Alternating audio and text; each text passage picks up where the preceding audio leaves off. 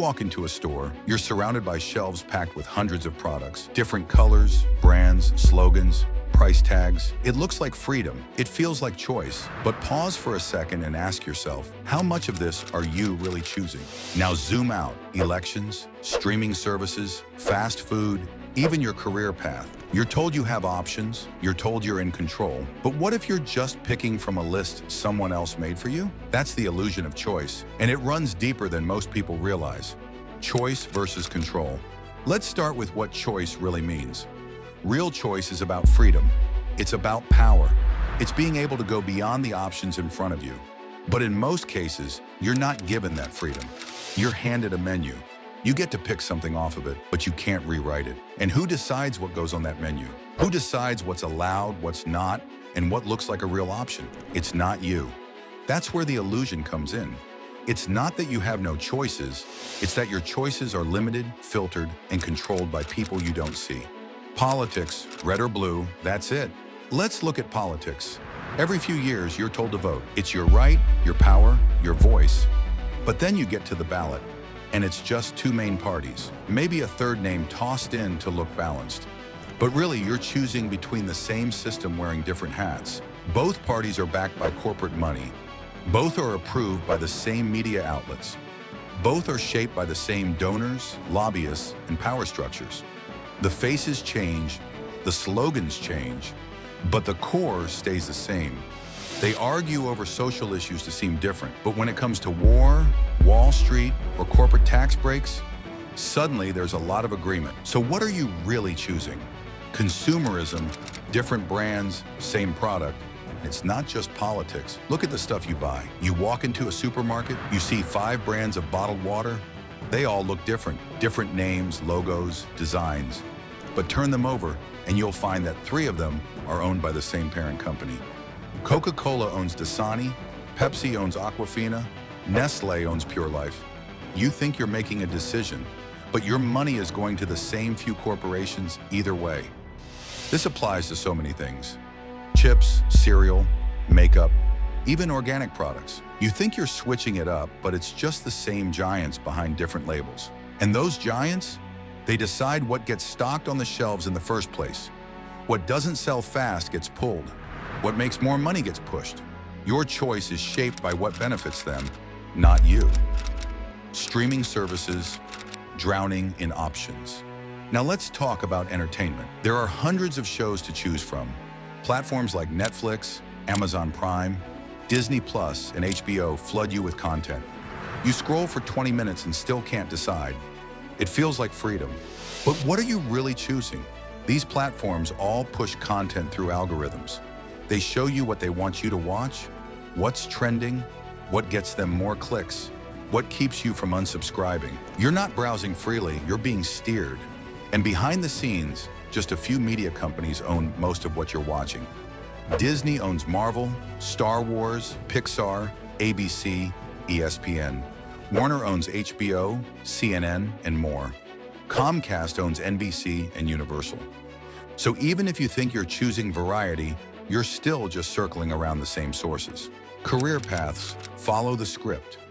Even your career is shaped by pre-approved choices. You're told to go to school, pick a safe job, climb the ladder, doctor, lawyer, engineer, or maybe something in marketing, finance, or IT. You're not really asked what kind of life you want. You're asked what kind of job fits into the system. Creativity, risk, time freedom, that's not on the list unless you're lucky, wealthy, or rebellious enough to break the script. And even then, the system pushes back. Want to start your own thing? Better play the algorithm. Market yourself on platforms owned by tech giants and follow the rules if you want to survive. It's freedom on paper, but with a leash. News and information, filtered reality. Where do you get your information? Google, YouTube, social media, or news sites. You might think you're well informed, but most of what you see is curated, filtered, or censored in some way. Social media feeds show you what's already popular, not what's necessarily important. Search engines rank results based on complex algorithms. News platforms are owned by billionaires or corporations with their own interests. Stories that challenge the status quo, often buried. Voices that threaten power, often silenced. You think you're forming your own opinion, but the information that shapes it is already chosen for you.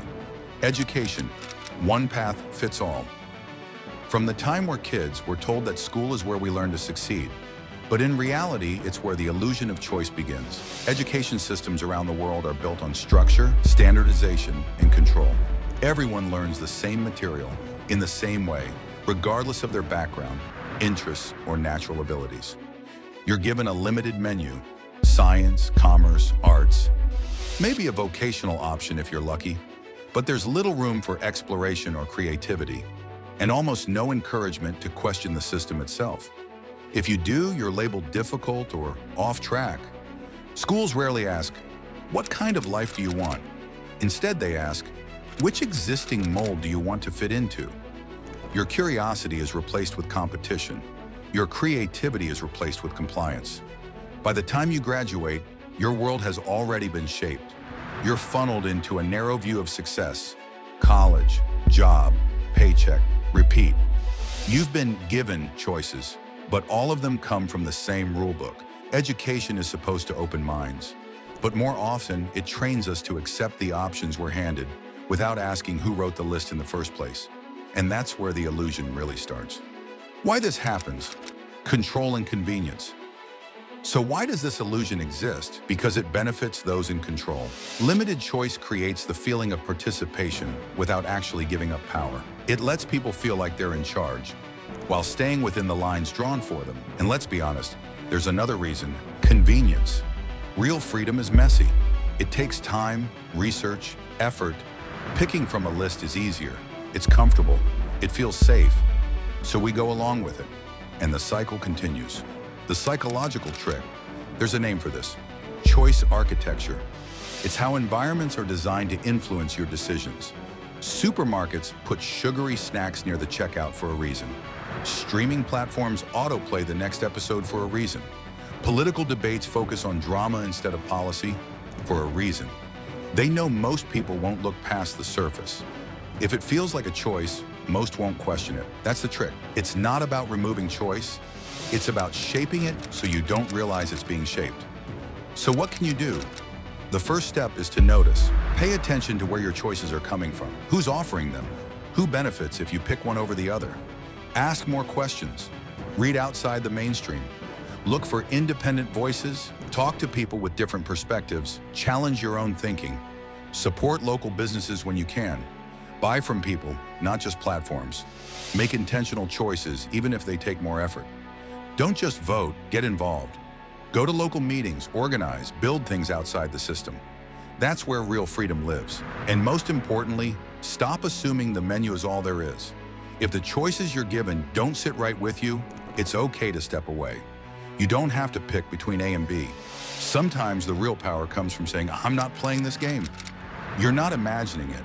A lot of the choices in front of you aren't really yours.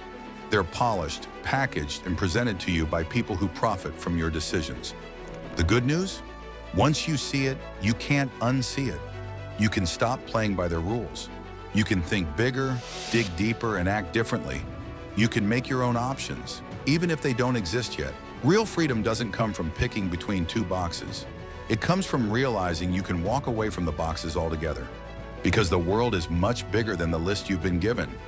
And once you start thinking like that, that's when things really start to change.